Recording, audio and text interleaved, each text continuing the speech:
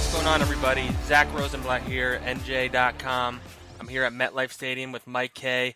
The Eagles broke their losing streak, lost 2 in a row. They won a game on the road against the Giants in the NFC East. What was the score? 34-13. Like their offense woke up, and if they feel like they're back on track, even if the Giants aren't a very good team, but they can come out of this game feeling pretty good about themselves. Yeah, they won convincingly. This was a game where everything kind of stacked up for them. I mean, the only takeaways that were negative were Sidney Jones leaving in the second quarter with a hamstring injury, and Jake Elliott missing a 54-yard field goal, which is really difficult to make in these conditions anyway. So I think if you're the Eagles, you come away from this victory feeling some buzz, feeling some rhythm. I thought the running backs played well. I thought the cornerbacks played well. This was an opportunity for them to kind of prove that they deserve to be out there, and I think everybody delivered in some form or fashion. Yeah, I think it is important to temper expectations slightly because I think it's pretty clear the Giants are the worst team in the NFC East. They're bad, but like the offense over the first 5 weeks of the season just like did not look like itself. At least not. I shouldn't say itself because it's a new season, but it didn't look like the team that we saw last year on offense. They had a lot of injuries, a lot of problems. It generally looked pretty good. You didn't see many mistakes on offense. I mean, Zach Ertz got shut down in air quotes, but he had a touchdown. Like, if that's a bad game from Zach Ertz, you're okay with yourself. And the offensive line played much better. Jason Peters going down isn't ideal, and he clearly is not. He's not as good as he was. Like, that's just a reality. We can get into that in a little bit. Well, you're entitled to regress in your age. But I mean, he can't seem to get through games, and he hurt his bicep this time. He said after the game that he was okay, but you hear that after games all the time. We'll find out more this week. Vaitai was fine when he went in there. I didn't see him make many mistakes, as he usually notice him making mistakes right away. But yeah, generally, like a lot of the problems they'd been having, they didn't really have tonight, and I think that helps them. They're 1-0 in the division. Aren't they technically in first place in the division now? They're tied, because they're at 500, and then Washington's only played 4 games, and they're at 2-2. So technically, they are tied. That said, look, we can talk about the Giants being a really bad team, but the sign of a good team is blowing out a bad team, and so I think that's the room for optimism. We can downplay it all we want, but they made some plays in this game that, they're not just, luck plays. The Jordan Hicks breaking up that pass and it ricocheting and going to Camus, that's a heads-up play. Nelson Aguilar making a huge catch when the ball was seemingly almost destined for Landon Collins. Carson Wentz called it a blessing from above that he was able to make that play. The cross-body throw to Alshon Jeffrey for a touchdown. These are plays that are being made based on talent and football understanding, and I think that should be acknowledged. I think you mentioned a couple of these plays, but I think 2 plays in particular kind of just indicated this was going to be a different game, and they both came pretty close together. The first one was that Camus Grugier-Hill interception. I think Jordan Hicks deflected it. He made a really good play on the ball, and Grugier-Hill got a lot of the fun out of that play. And the Eagles hadn't been forcing turnovers recently. They were one of the worst teams in terms of forcing turnovers and then scoring off turnovers. And then so they went 2 plays. They didn't gain any yards really. 3rd and long, which they've been struggling with this year. In the red zone, which they've been struggling with this year. And then Carson Wentz, he gets some time. He goes out to the right.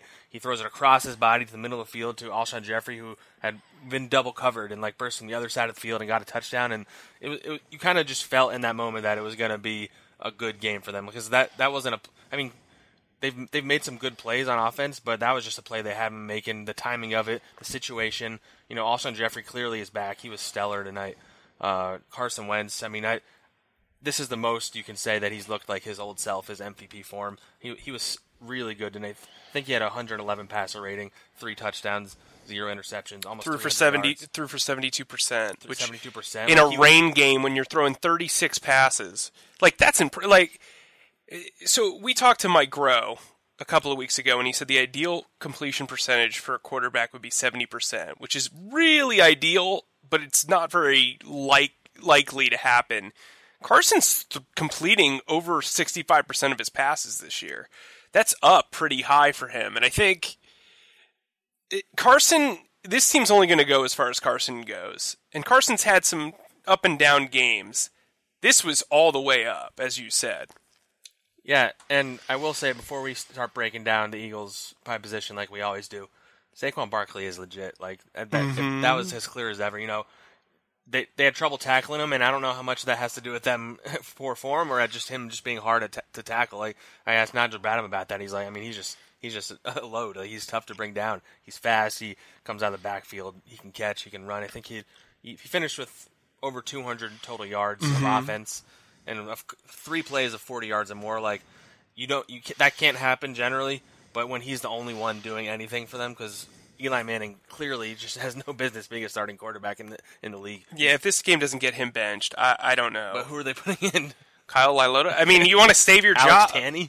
Yeah, it's not Alex. These guys. Yeah. I mean, those are the only 2 guys. I don't know if those 2 are going to be any better. But Odell Beckham, it's not even his fault really. There's nowhere to go. Like, he's not getting the ball in a good spot. That said, he didn't have a great game. He didn't have a great game, but part of the reason why he didn't have a great game, Ronald Darby played the best game he's played, maybe as an Eagle. I was thinking that the whole he had 4 pass breakups in this game. Jalen Mills played very well as well. He had 1 big play he gave up to Cody Latimer, but other than that, but I mean that's going to happen. Cornerbacks get beat. I know. No, I know. I'm not going off after you.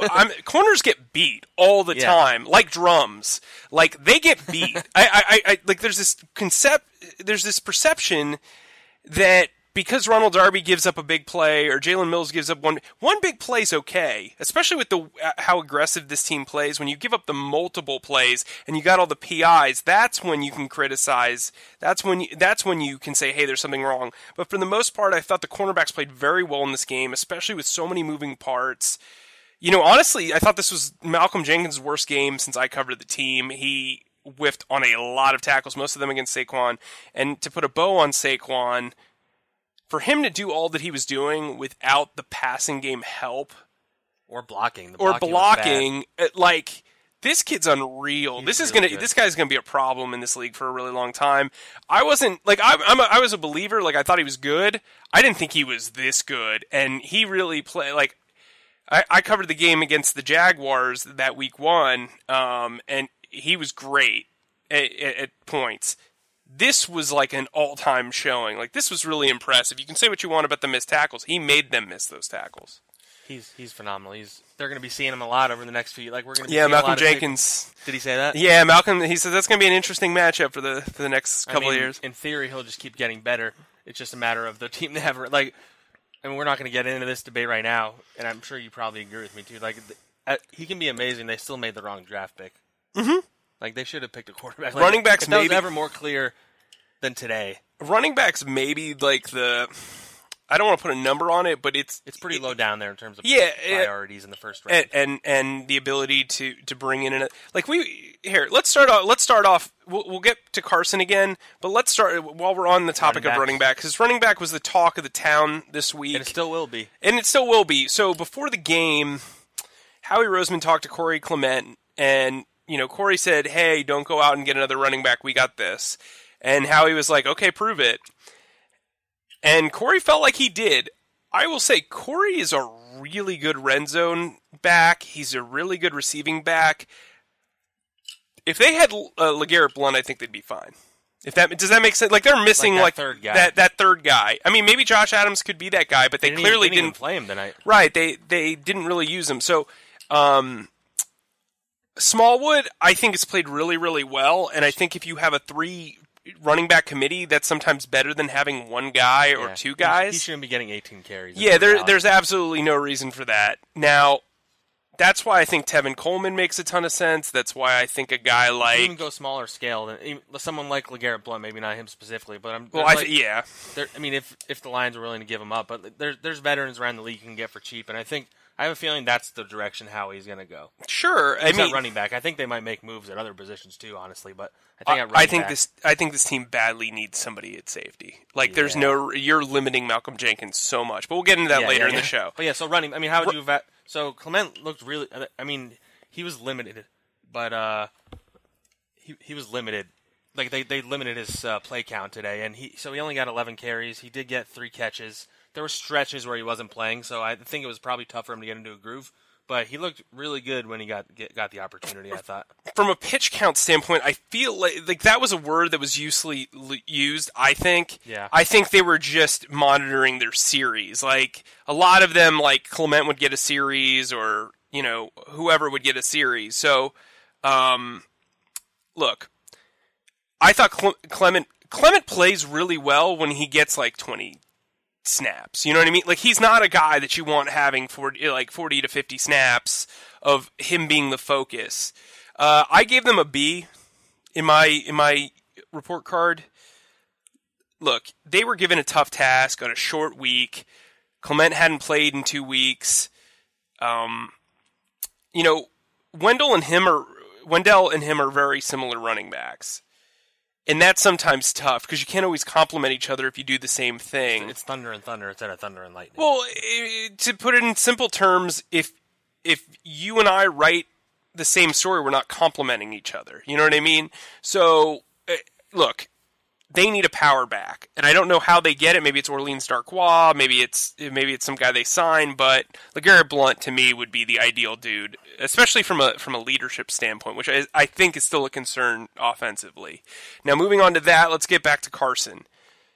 Stellar. I gave him an A. Is that the highest grade you can get? Yeah, unless you throw for 5 touchdowns and host a bar mitzvah in the same afternoon. Man, I don't know if he'd be a great fit hosting bar mitzvah. I'm going to be honest with you. I think Tariq Cohen would be, though. Oh, that was a great video. Yeah, that was. Tariq Cohen. Yeah, shouts to Bleacher Report on that one. So, listen, a lot of people don't realize how tough it is to throw to wide open wide receivers. That throw to Zack Ertz in the back of the end zone, Zack Ertz ran the nastiest corner route. I mean, it was really to perfection. Got wide open. He was making throws when you could see guys were wide open. And receivers and tight ends got open a lot in this game. I don't know what that says about the Giants secondary outside of Landon Collins.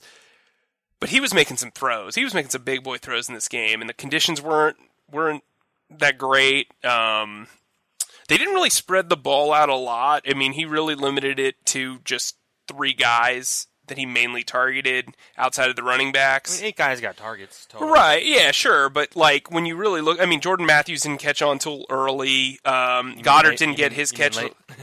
Yeah, till late. Sorry, till late. Did he catch on until the beginning? Till early.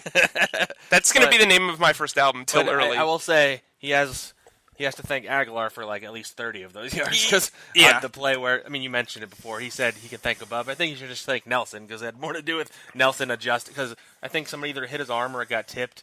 And so Nelson, who was being covered, ran back towards the ball and made a great catch and then got some extra yards. I tweeted this early in the game. He showed today, the flashes that we saw from him during the summer and early in the season, whereas we didn't see that the last couple weeks. Maybe that dude has star level ability. And he showed his elusivity, his ability to get yards after the catch. He's a legitimate weapon. He's got to stop with the spin move though. Yeah, he's going to get killed. I said it might have been on the deflection catch or maybe it was his long 58-yard one, but he did a spin move, but he did it towards the defender, and I was it's like when you're in Madden, you spin and they go the wrong way, and you get really mad, and you get tackled when you didn't want to. If they spun the other way, they would have been fine. As a former Jaguars beat writer, I can tell you Leonard Fournette does that all the time, and it never works, and he gets stopped at the line of scrimmage. But yes, he was awesome. The receivers, we mentioned Alshon. We talked about this before he came back, and we've talked about it since he came back. It's just so obvious how much of an impact he makes on this offense, especially in the red zone. He almost powered his way into the end zone on one catch, and then on the next play, he got a 1-yard touchdown. He's one of the best red zone receivers in the NFL. He already has 3 touchdowns. I believe all 3 are in the red zone. I'm not 100% on that, but yes, because I think his other one. So because the other one was a palming. He's played 3 games. He already has 3 touchdowns. I think I saw someone tweet that he has something like a touchdown in his last 10 games in a row or something not 10 games in a row, but he has 10 touchdowns in the last 10, something along those lines. And it's really impressive, and he's just. I think he's proving that he is that number 1 receiver that they're paying him to be. Yeah, my concern with him is the consistency, and I saw it last year too. He's not a guy that's going to have several big games in a row. You're going to have the game like you saw last week, where he kind of disappeared in stretches. So, again, positives. The offensive line was kind of up and down. I give them a C+. They were banged up. Jason Peters had a really terrible start to this game, was just allowing pressure regularly. Lane Johnson actually had a pretty good game, all things considered. He was limping around all day. So he was. I think he was in a lot of pain. A source told me that it was a fatigue issue. He didn't re-aggravate the injury. He just, at that point, it was a blowout. And I am curious to see. I mean, he has some extra time to get ready for the Panthers game since it was a Thursday game.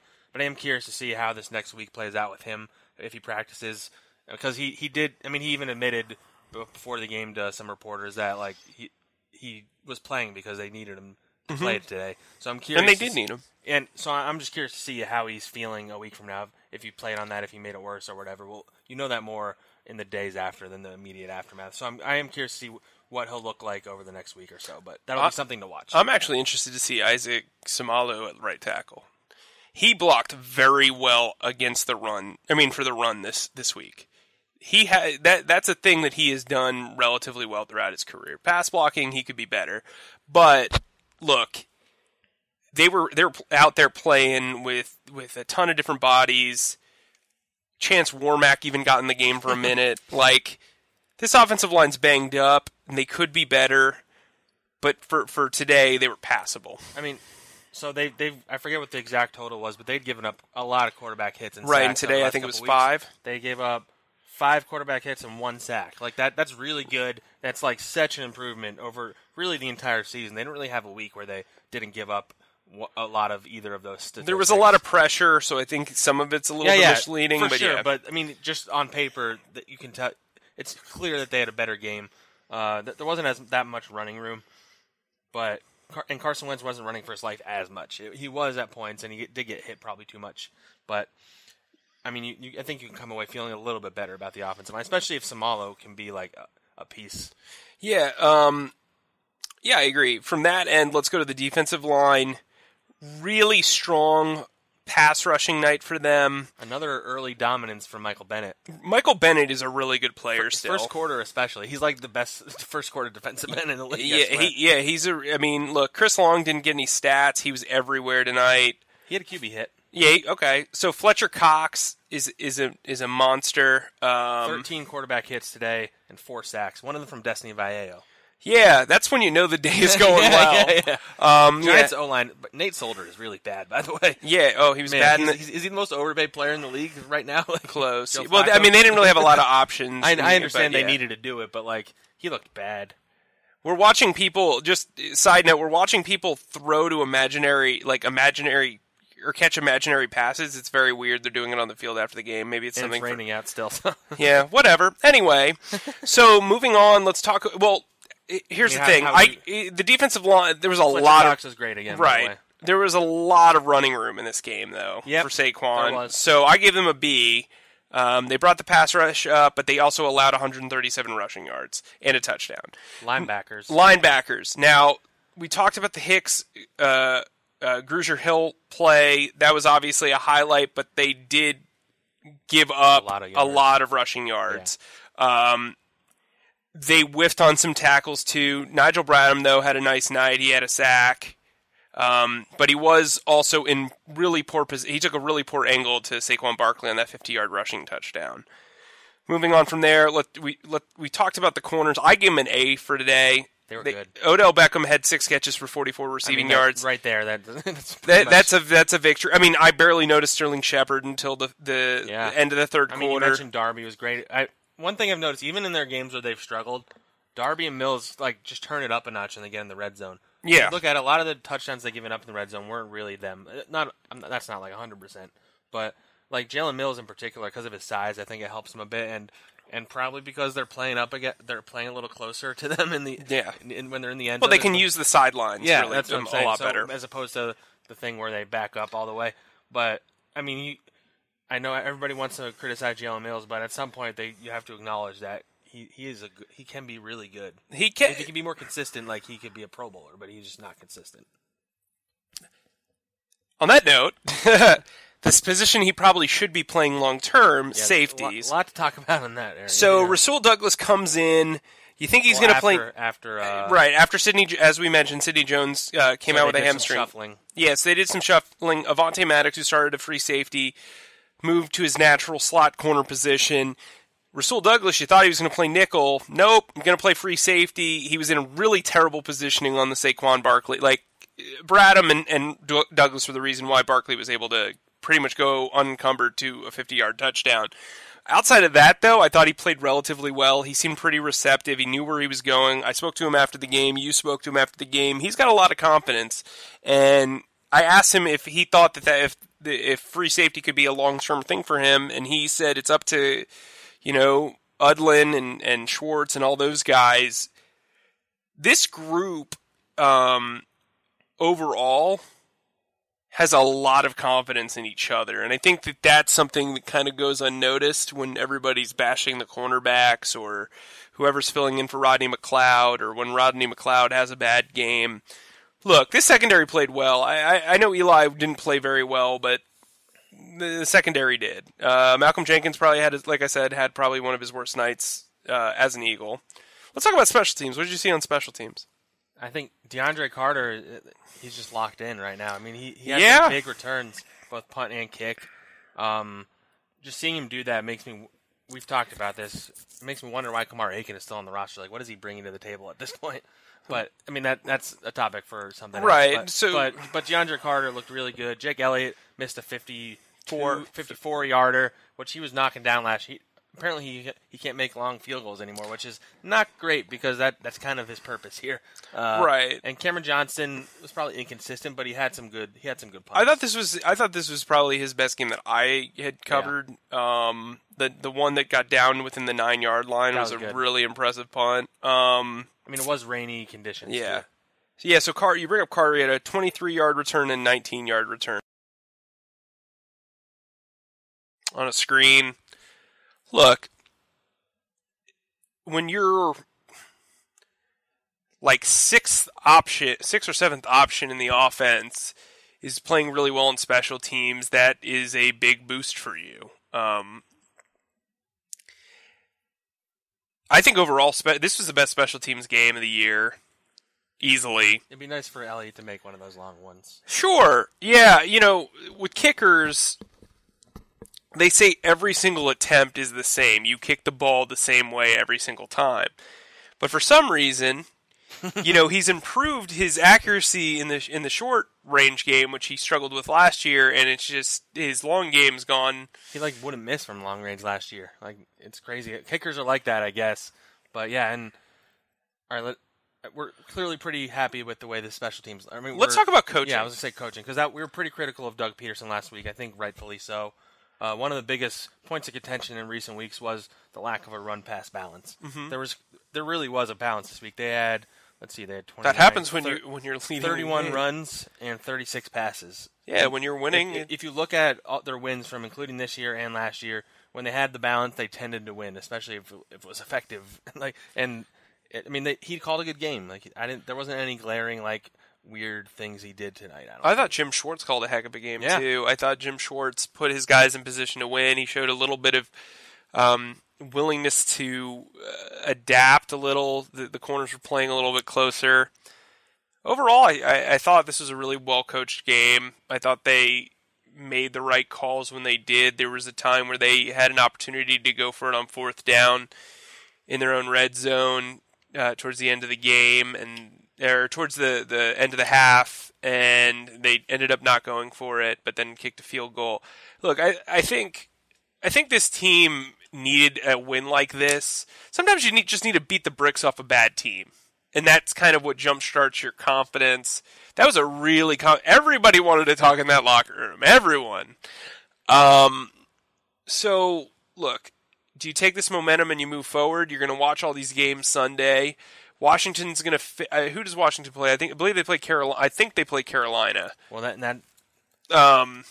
you just had it on the screen there, bud. Yeah, they play the Panthers. The Panthers you can take this to the bank. I think the Panthers are going to beat the bricks off of them.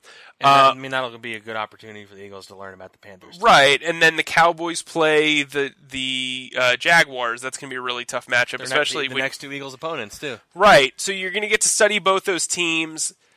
I don't think Carolina's a scary matchup for this Eagles team, though they need to tackle better if they're going to want to shut down Christian McCaffrey, who's been Cam Newton.